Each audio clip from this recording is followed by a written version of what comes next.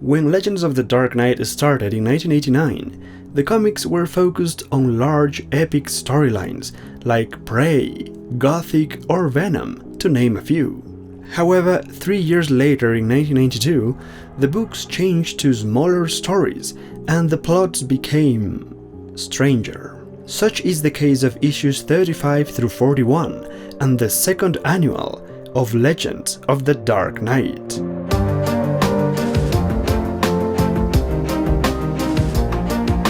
All of the following stories have something in common.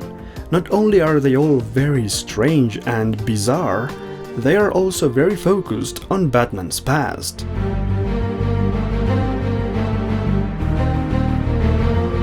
Destiny is the name of the first story that takes place in issues 35 and 36. It's called that because destiny is what brings Batman and a Viking together. The story reveals that there was a Batman in ancient Norway who fought mythological creatures like giants and witches alongside the Viking prince, who was a famous DC character back in the day. Destiny was created by Bo Hampton, who had recently worked on a Viking prince comic. The story is very reminiscent of the classic Silver Age Batman comics, where the Dark Knight would travel in time to ancient places and he would meet his Bat ancestors. The fact that Batman's family come from Norway was something never heard before, and sadly it's something that has never been used again.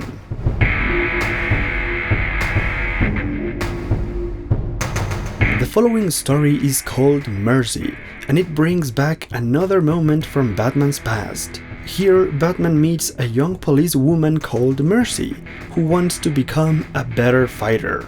Batman agrees to train her, and he teaches her all he knows about fighting. The problem is that Mercy becomes too violent, and she is removed from the GCPD. Mercy starts fighting in illegal matches in order to stop a dangerous criminal known as the Cossack. Eventually she comes face to face with him, but she has no chance against him. Batman has to interfere in the match to stop the Cossack, who is a formidable fighter. This man is able to fight both Batman and Mercy at the same time. Things become ultra-violent when the Cossack starts using weapons, and he kills Mercy. Batman is devastated. He picks up a crowbar and starts beating the Cossack, almost to death. The GCPD arrive in time to stop the fight, and Batman leaves the arena, carrying the dead body of Mercy. In other words, Batman trains a young person who is killed for being too violent and reckless. There's a connection between the killer and a crowbar, and by the end Batman has to carry the dead body of an innocent. Reading this, it's impossible not to think about a death in the family, a very important moment from Batman's past.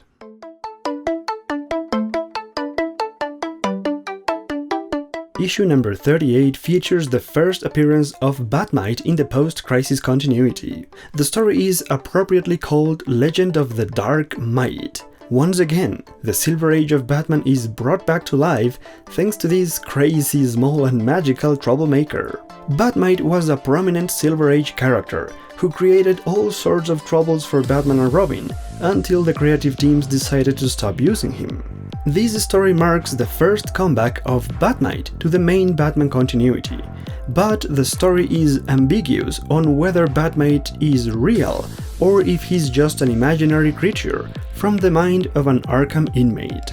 In any case, we get to see the fifth dimension, where Bat-Mite comes from, which is full of things from the Silver Age Batman comics, and we also see what I call the ultimate Bat-Mite, when he transforms into an ultra-violent version of himself, which goes to show that not even Bat-Mite was safe from the 90s.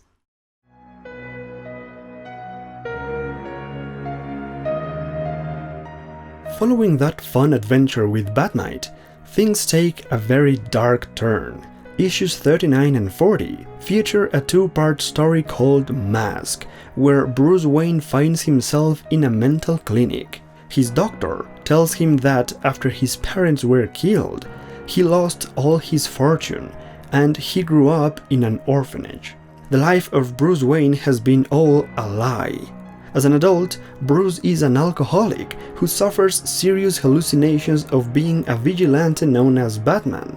This is quite an intriguing story that asks the question, what if Batman was only a delusion of Bruce Wayne's mind? There are many hallucinations throughout the story, and most of them bring back the ghosts of Batman's past. The murder of the Waynes is a recurring nightmare, as usual, but there's also a moment when they were alive and they were going to a costume party. This is similar to the origin story of the Batsuit, where Thomas Wayne went to a costume party disguised as a Batman back in the Silver Age. In another hallucination, Bruce gets a glimpse of Gotham without Batman, a city destroyed and full of chaos. In this sequence, the past of Batman comes back in the form of the mutants of The Dark Knight Returns.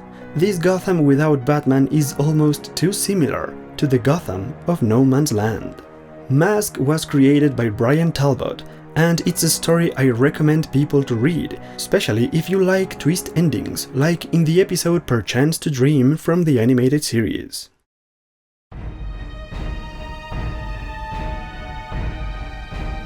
Sunset is the title of the next story, and it's probably the strangest of all.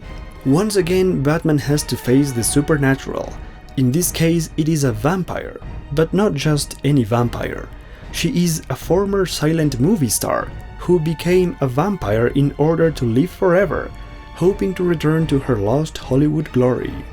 This is definitely one of the most random Batman stories ever, and it's weirdest because it's Alfred who saves the day. This story is reminiscent of all the times in the past that Batman has confronted vampires, and it also seems to have been inspired by the classic Hollywood movie, Sunset Boulevard.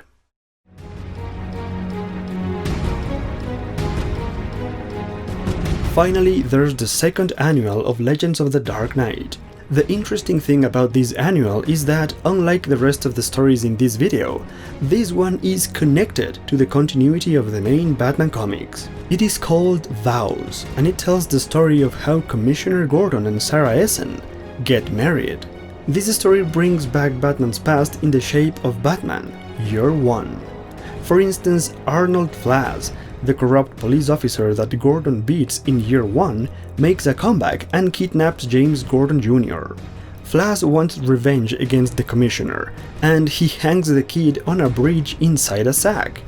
Flass repeats the same thing that happens in Year One, endangering the kid on a bridge, and just like in Year One, Batman saves the kid. As all of this happens, Commissioner Gordon and Sarah Essen go to a boat to stop Flass and his criminal associate. They fall in a trap and the boat starts sinking. Very conveniently, they have all they need in the sinking ship to get married, and that's how it happens. This story is definitely odd. The wedding and the characterizations are jarring, to put it mildly. The highlights of the story are the throwbacks to Year One, but even that is not enough to compensate for a rush to storytelling. We have come to the end of the video, but I would like to know which one of these stories did you like the most, or which ones are you most interested in reading. They are some of the most curious Batman stories that nobody really likes to talk about, so please let me know in the comments what you think of these stories. Thanks for watching, and until the next one, Godspeed, my friends.